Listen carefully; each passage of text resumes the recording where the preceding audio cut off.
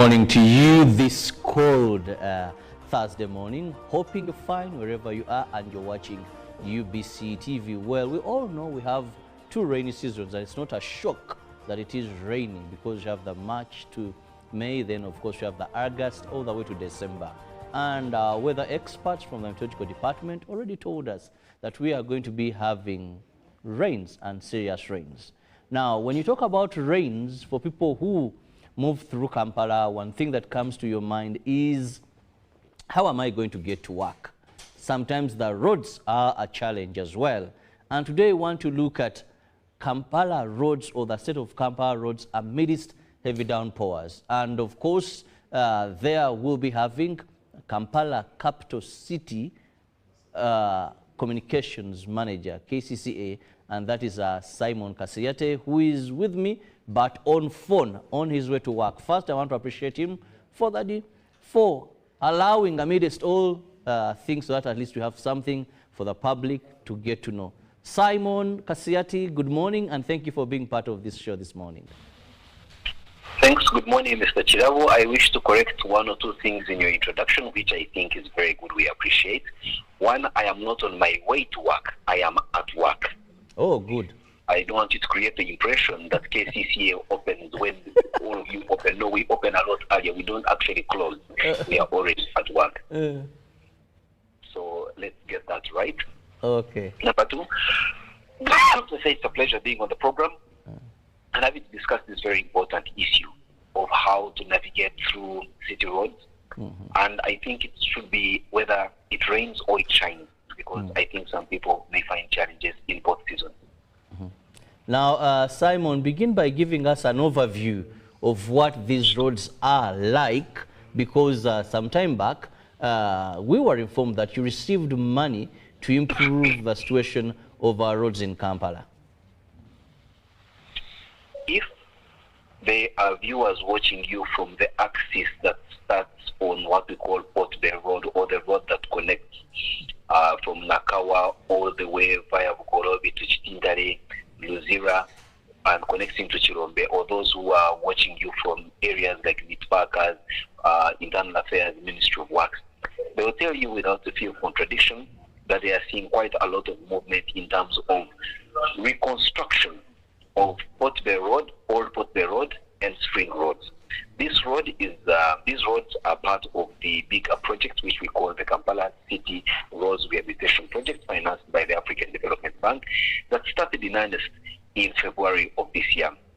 This project is supposed to last in between 30 to 36 months, and is going to have a rehabilitation and reconstruction of close to 33 roads, translating into about 70 kilometers of roads around the city. Now, you will appreciate that when we talk about 70 kilometers of roads in the city, those are many roads. You are situated on Nile Avenue as UBC. Nile Avenue is about 2 kilometers, but it's a very long road. So you can imagine if you have 35 Nile Avenues, that would translate into 70 kilometers plus. So there's quite a lot of activity that we've set out in 5 blocks spread across all the 5 divisions. We have like lot 1, where we've had works begun on Mubende Road. We are almost laying the first layer of bitumen on Mubende Road, which is somewhere around Busega. It will be connecting into roads into Rungu Church, Tunzi, and areas of that nature. We also have roads in Machin division like Kabega Road as part of Lot 1, which have already received the full spectrum of tarmac on them. We still have roadworks that are within the preliminary stages of construction, like along Salama Road, which is a terribly debilitated road, and that's going to be reconstructed, fitted with incredible furniture that includes pedestrian walkways, cycling lanes, street lighting, signalization of junctions. We'll be having roadside markets. We'll be having public toilets as part of the grand project of Kampala Capital City Roads Rehabilitation Project. So this project is in earnest. It's going on. You'll also appreciate that around the Nakawa area, Spear Motors Junction, there is a lot of work going on that junction, which is part of our projects with the Japanese Technical Services, or JICA as we want to call it, where we're going to have an improvement of over 20 junctions in the city and the removal of 11 roundabouts that have, for the most part, contributed to the traffic gridlock that we witness in the city. Some of these roundabouts include Mulago, Kudiri, that one which is near Pastor Kakande's church. Yes. Then you also have the Mulago mortuary roundabout, still near Pastor Kakande's church. You also have the Mulago one, which is next to First Pharmacy. Those three roundabouts will certainly go as part of this project. We'll also have the roundabout around Standard Chartered Bank, close to Grand Imperial Hotel, and the one on the upper side of Grand Imperial Hotel and Renzori Towers, Renzori Courts. Those roundabouts are also going to go to allow for signalized junctions, the way you see the mosaic of traffic moving around Golf Course Hotel. So there's quite a lot of works going on in terms of reconstruction and putting in place new road infrastructure. That's not to mention routine maintenance that we have been doing on some sections of our roads where we've seen some patchworks on potholes. We remain with the challenge of completing the patchworks on potholes because it's a going concern. There will not be a moment where we'll have all the potholes patched at the same time. We move in a syndicated manner because, of course, we are constrained by a number of conditions, including and not limited to finances. So there is quite a lot of construction work going on in the city. The city is a huge construction site. You know that the lower side of the city is still going through the vagaries of the clock tower improvement works. And as soon as we're done with that, we'll be coming to this other side of Kitkum House Junction as part of the bigger project.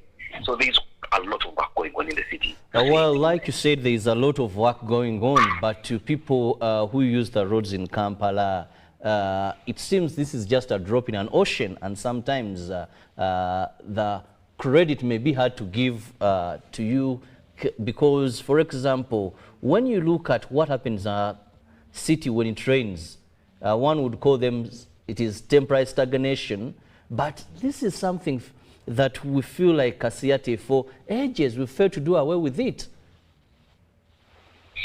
Mr. Chirabo, I want us to speak with honesty and introspection as city dwellers. First, let us agree that our city can only be as good as we, the citizens that live in it. If for you, Chirabo, you have made it a personal objective to drink from a plastic bottle and you throw it out of your window so that it's taken by flowing water into the next drainage channel, that you will pick your garbage from home and rather than dispose it in the designated places, you choose to throw it in the next mwara that you find. These activities have a ripple effect on how the flow of water in the city when it rains will become.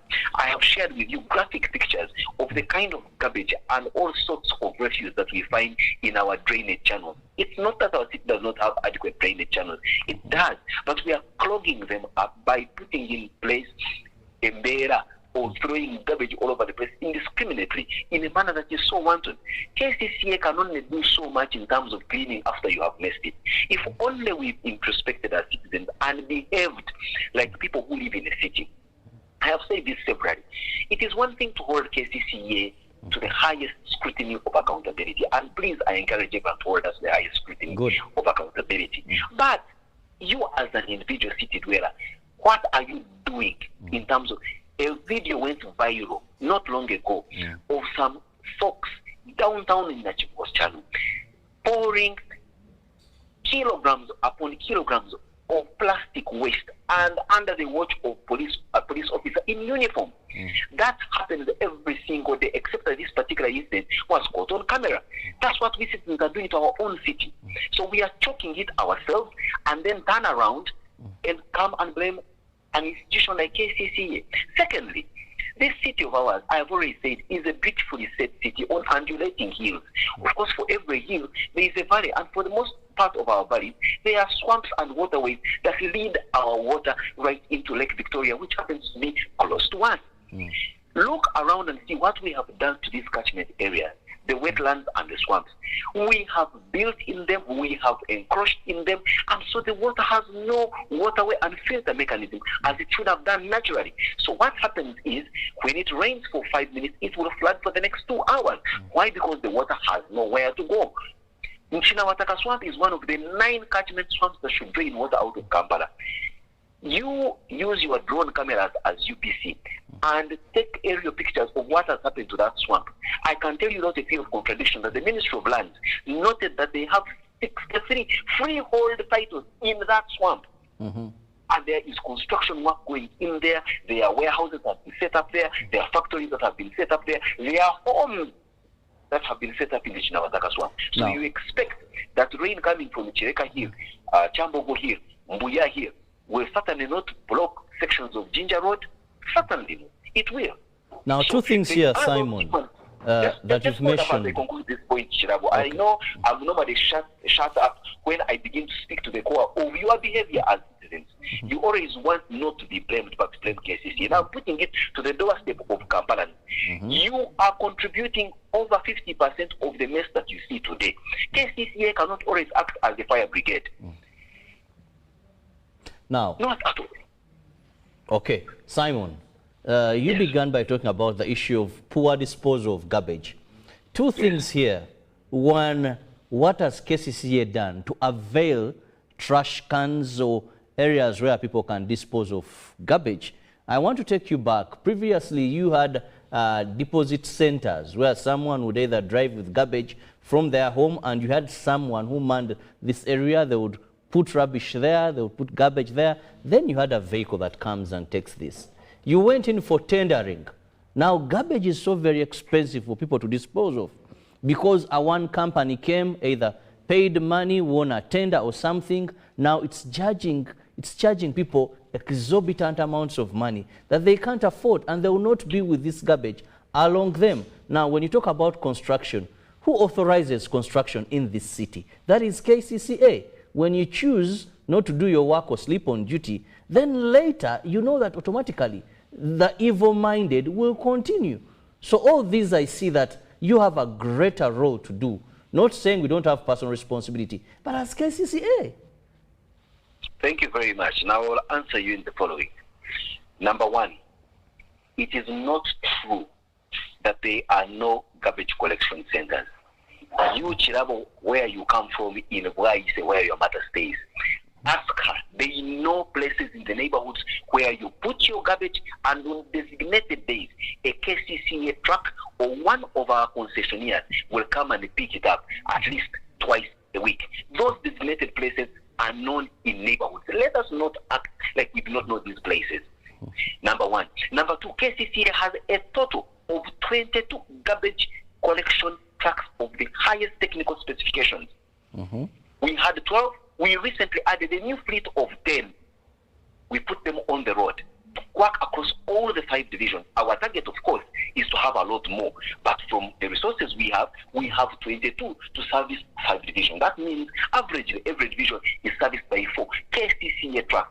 That's not to mention that we have got 5 sub-concessionaires for garbage collection across the city that are main, and those 5 also have sub-concessionaires out. That's when you hear of organizations such as Nabugabo Updeal, BNIT, and all the others scattered across the city and offering this very vital. Those are the problem. Offering this vital service. You talk about affordability, and that's what I keep telling you. Chirabo, sometimes when I make these comments, people say, oh, Simon is being insolent and is not being considerate. But I can tell you without a fear of contradiction. If you can generate garbage, you can generate money enough to dispose it off. Or at least you must have the personal responsibility to do so.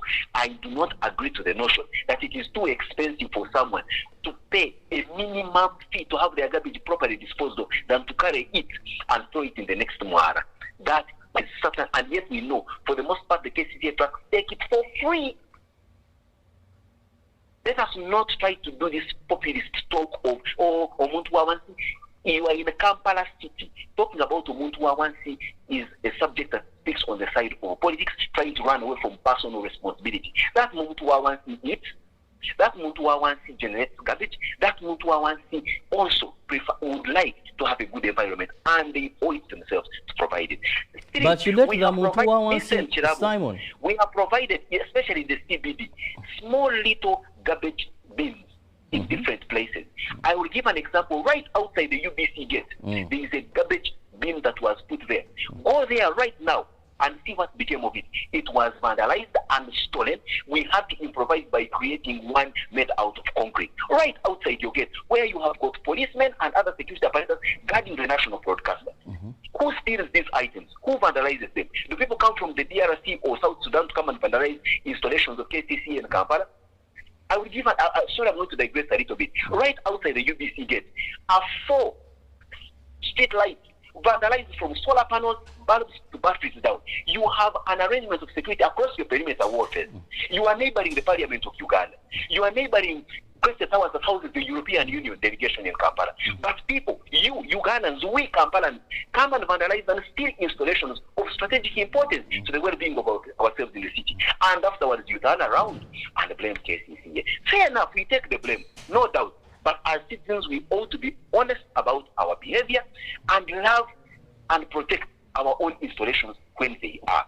Who gives permission to people to build in wetlands? Without a doubt, KCCA should take a blame, because we make approvals of construction in the different parts of the city. But also, let's be honest about ourselves, Mr. Chirabu. Don't you know that there are people in this town who operate and work almost above the law? That you go to construction sites as an enforcement officer of KCCA and find it guarded by the National Army, the UPDF, and you are denied access? Haven't we had our enforcement officers even beaten on duty? These stories are out there. Who are these people that operate above the law? Who are these people that come and park on the Green Island opposite UBC when there's enough parking on the roadside? Until we speak truth to power to ourselves and say, as a society, we need to introspect and begin to respect ourselves and respect the rules that we put in place. Then can you turn around and start blaming institutions? KCCA can only do so much. And we don't work in an island. We work with other government agencies. Don't we have the National Environment Management Authority? When they find someone pouring marram in a wetland, don't they have, matter of fact, NEMA should have a police, an environmental police. It is there. Have it? It is there. In the law, it is provided for in the NEMA Act that they must have an environmental police. Is it there? No.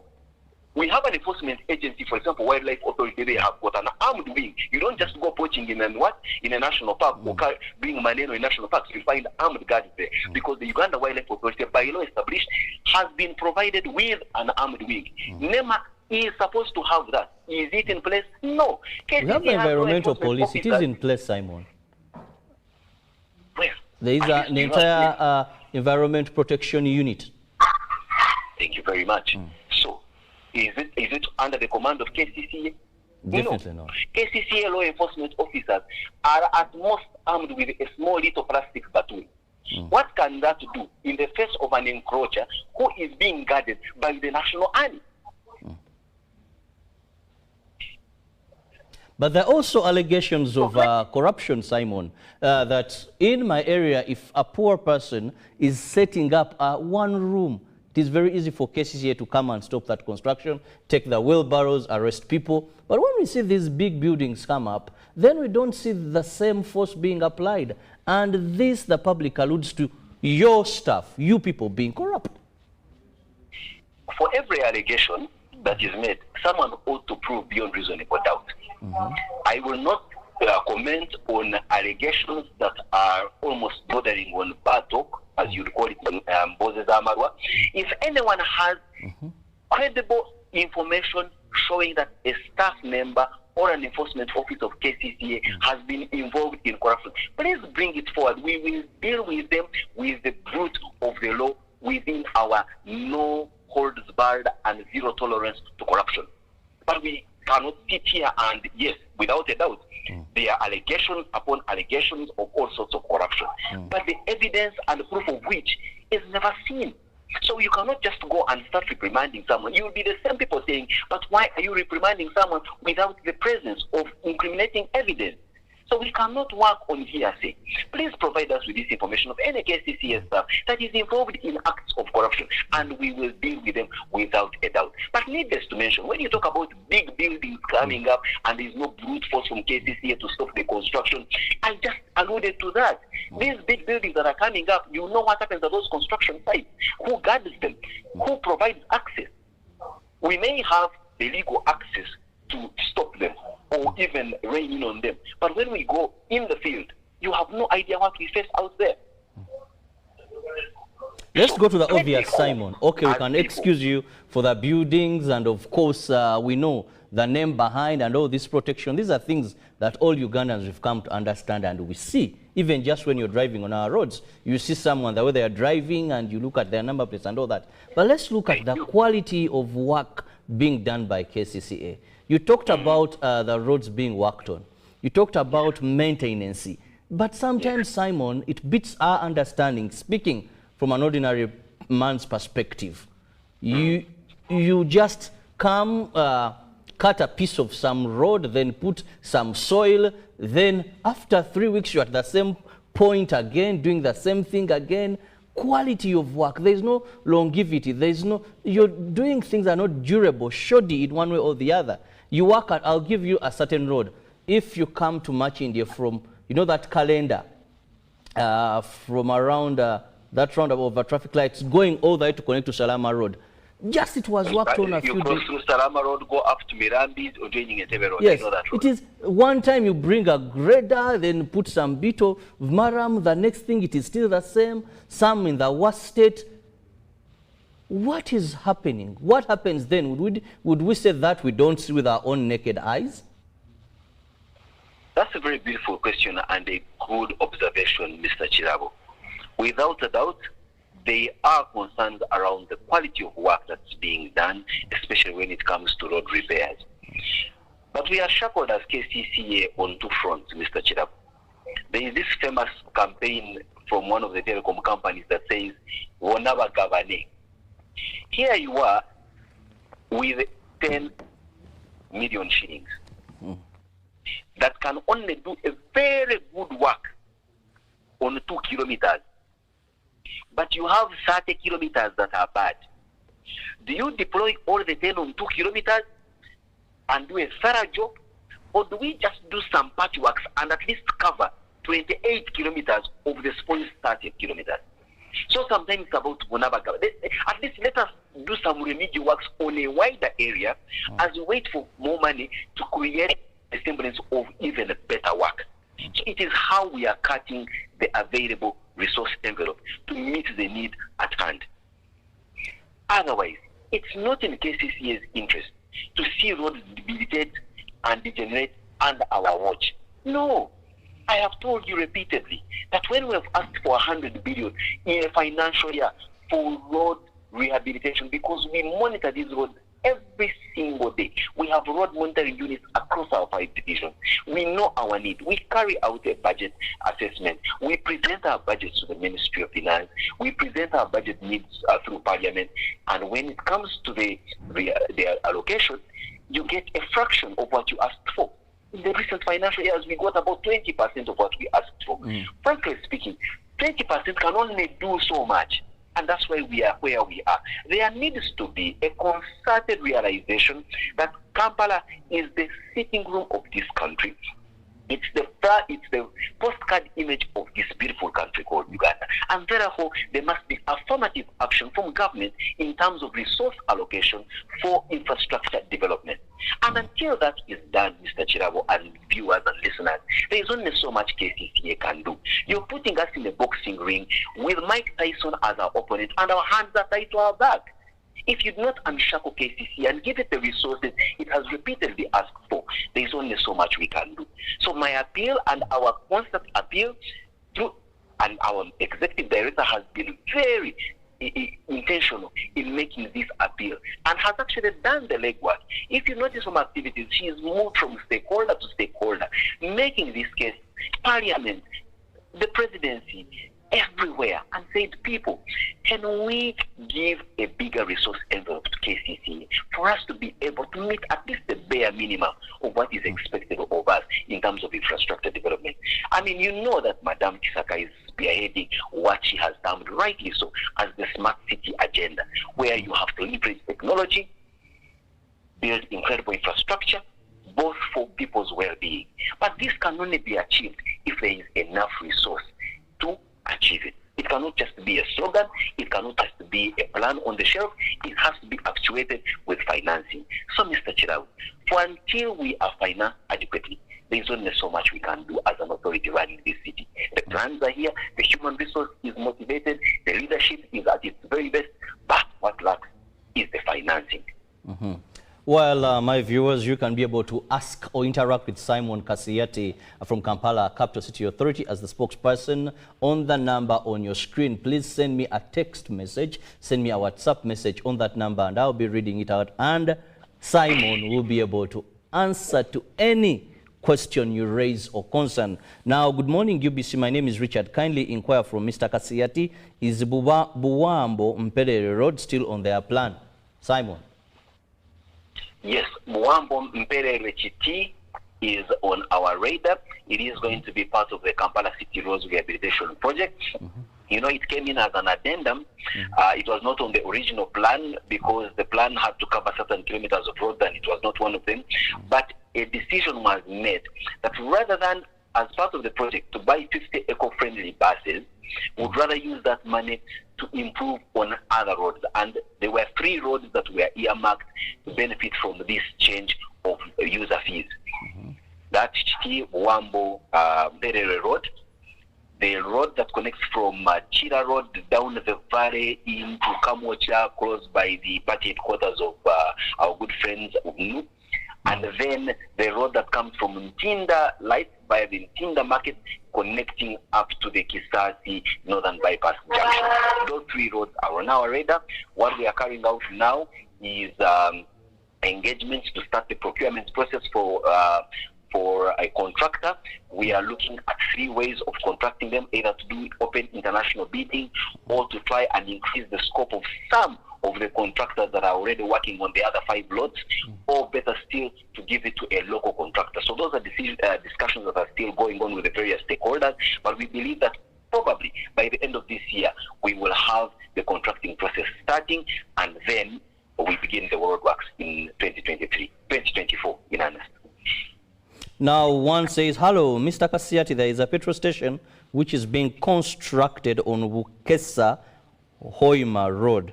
They removed the pavers and put some funny cement. Well, someone, I think, is just reporting an incident there. But also, Simon, as... Yeah, we take note of that. I will certainly pass on this information to our colleagues in the Physical Planning and Engineering Directorate so that they can swing in action and ensure that there is proper adherence to the regulations that govern the construction of such infrastructure in the city. But also, Simon, there have been claims, much as you talked about having a really squeezing budget, that KCCA, you have your priorities not right at any one time. That when you get money, instead of looking at what are the priority areas, you end up spending money on things that are not a priority. For example, one looked at the cost of roads per kilometer. He said one time you have money, these are loans, then you get about 60 million or 60 something, then you're spending it on purchase of condoms for people who are going to work on the road, CGE clinics. And this came from an authority, the Lord Mayor. He said, you people get your priorities right, much as we would advocate for more money from you. But what is there to show that the little you have, you're using it effectively? Saying that you are putting that from the mouth of His Worship, the Lord Mayor, who happens to be my supervisor at a different level. I will not be labor to go into the details of explaining the context in which he spoke, but suffice it to say, I think I've addressed that issue with him, and he recognizes that his comments were made in jest and in error. So let us not go picking up old skeletons in the closet, especially those whose owners have already capitulated the fact that they realized it was a wrong submission. Needless to mention, there is quite a lot that KCCA is doing so rightly, and I don't even know why you concentrate on roads alone, yet you know that KCCA, for example, is involved in providing adequate, affordable, and of course within reach health services. We have 8 health centers around the city that are providing incredible services, from dental surgery right to maternity submission. We have Kisenyi Health Center, who has been ranked the best health center in the country by the Ministry of Health for 4 years consecutively. We provide health services like no other person. We have seen stories of people unable to afford mere maternity services because they want to go to hospitals where they are paying an arm and leg complete with a liver just to have a delivery. Yet these services are provided by KCCA in an affordable, clean and impeccable environment. Look at what we are doing in the area of public health. We have averted pandemics that could have otherwise ravaged this country. As KCCA, we have stood as gatekeepers and protected this country, knowing that Kampala is the terminus. Every sick person will want to come to Kampala for better health services, for everything, and so would be susceptible. You know, you are talking about it rains. Previously, when it rained in Kampala, it was not the issue of flooding, it was the issue of cholera. When was the last time you heard about cholera in Kampala? That shows you what we are doing in areas of public health. And you say our priorities are not right. Provision of education. You know that we run 78 universal primary education schools, that's primary schools. We run 22 secondary schools, providing cheap and affordable education of impeccable nature under the national curriculum. We are acing our examinations at national level. We are acing extracurricular activities. Our 3 schools went in for national music and dance competition, national. And the 3 schools came in number 1, number 2, number 3. Simon. And you say that KCC is not providing services? Simon. Yes, These are what are supposed to be. Ugandans are not going to wait for... These should not be priorities to Ugandans. I don't see something that we should even concentrate on them.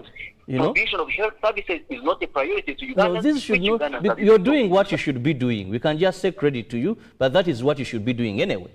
No one has said no, but I'm just trying to throw a... So let's look at what you're failing to do right, not what you're doing right. Because what you're doing right, we're appreciating. But what you're failing to do right.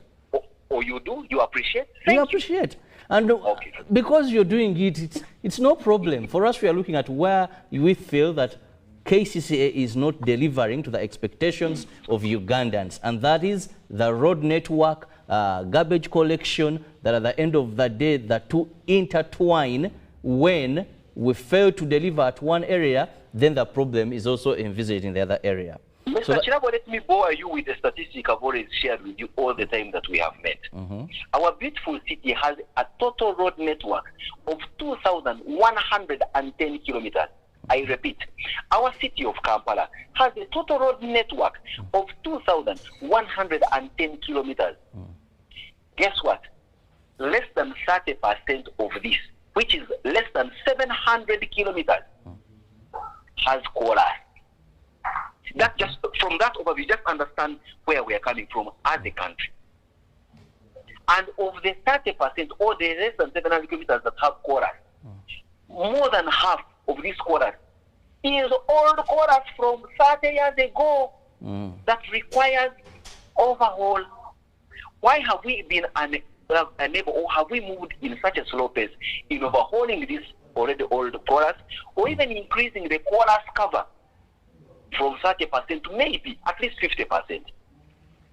Money, resources, the prioritization from government to realize that this is the capital city where infrastructure development should be top on the agenda. And we make this case every single day to the powers that be. But we do not appropriate our budget allocations, do we? No. We have members of parliament, 9 of them around the city. We have, in total, by the way, Kampala has over 4,000 political leaders, from your LC1 chairperson to the Lord Mayor himself and the members of parliament that we have. So we are heavily represented in terms of politics. But one asks themselves, why doesn't this then translate into affirmative action for budgetary allocation to make the situation better? And like I said at the beginning, and until we prioritize Kampala in terms of budgetary allocation, shall we see an improvement in what the Ugandans love the most, good infrastructure? Now, there is a viewer here, he's called Tumusime Mwebaze, he's in Chigo. He says that, thank you for that information. Why doesn't KCCA put in place income-generating activities instead of always expecting funding from the central government? Very good observation, Mr. Mwebaze from Chigo. Recently, just 2 weeks ago, a law, KCCA was implementing a law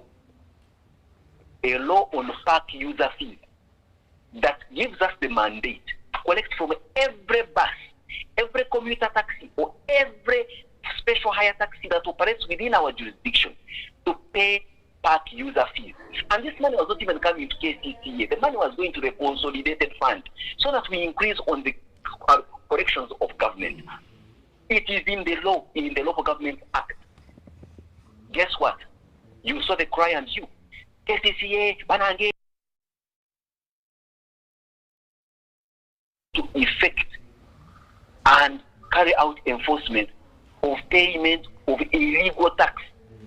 You are a bus operator, you are operating in a Kampala, you are making an income, but you do not want to pay to the government. Then at the end of the day, you turn around and then say, unless you're saying KCCA should now open up a money printing agency and we start printing our money, which of course would certainly be ultra biased. But yes, I'm glad that there are citizens like Mwebase who begin to realize that for as long as you demand something from government, you as a citizen must do something to that government. Pay taxes to the fullest extent. Chirabo, you know how we are as Ugandans. Let's be honest about ourselves. You, Chirabo, if they gave you your 30% per year, your employer UBC gave it and say, you know what, Chirabo, we are going to be giving you this money, but you're going to be the one to take it to URA yourself. Tell me, if URA will not be running around with you like a headless chicken in this town. We are very poor at honoring our responsibilities as citizens in paying the requisite taxes for which we are. We are always crying 30 cents, 30 cents, 30 cents. We only talk about the presence of money in past tense, 20 cents. But I've never had, I've been here for 45 years, Mr. Chirab. I have never had someone telling me zero, 3 cents. No, we are always saying the 3 cents. But then when you speak about the presence of money, you speak in past tense. We're dishonest people. And until we learn to be honest and say, let me give unto Caesar what belongs to Caesar, then don't come to Caesar and start demanding for what belongs to you. You only get what you give. Well, Simon, I must let you go in the interest of time, but let me just have your final message to people of Uganda, to people of Kampala who wake up every morning, they have to go to work to make a living, and the roads are in a very pathetic situation.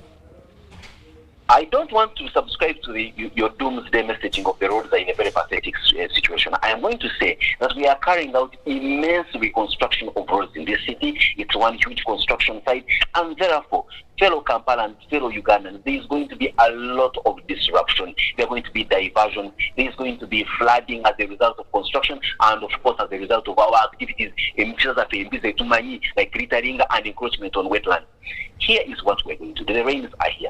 Let us be vigilant. Let us plan our journeys in time. Let us also behave well on the roads. Because this traffic gridlock that you find, for the most part, is not because even the roads are flooded. It's because people are driving badly.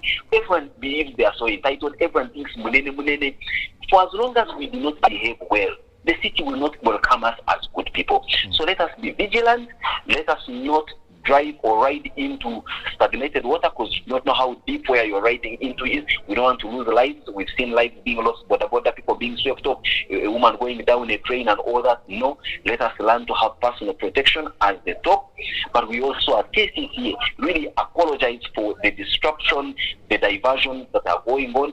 But the good news is what you are seeing right now is the breaking of eggs for us to be able to serve you a good omelette wrapped very well in a chapati, our delicacy being the Rolex that will be served when these projects are fully operationalized. Well, we just hope that you can expedite the process of that and we see these projects finished in time, because there are also we would love a to lot of... expedite them, Mr. Chirabo, but you know, we do not want to run over a project because we want to give you convenience without doing work to the highest level of standardized specifications. So if you want a good road, be patient. We celebrate it for 36 months so that at the end of the day we give you a good road, not quarter. Okay, thank you, Simon Kasiyate. That is communications manager, Kampala Capital City Authority, or spokesperson, for your time and of course that insight. Well, let's hope for the best. 36 months, like he has said, let time be the right judge if we'll have these roads done. Thank you for your time. The sportsman is here, very ready to give you all the updates.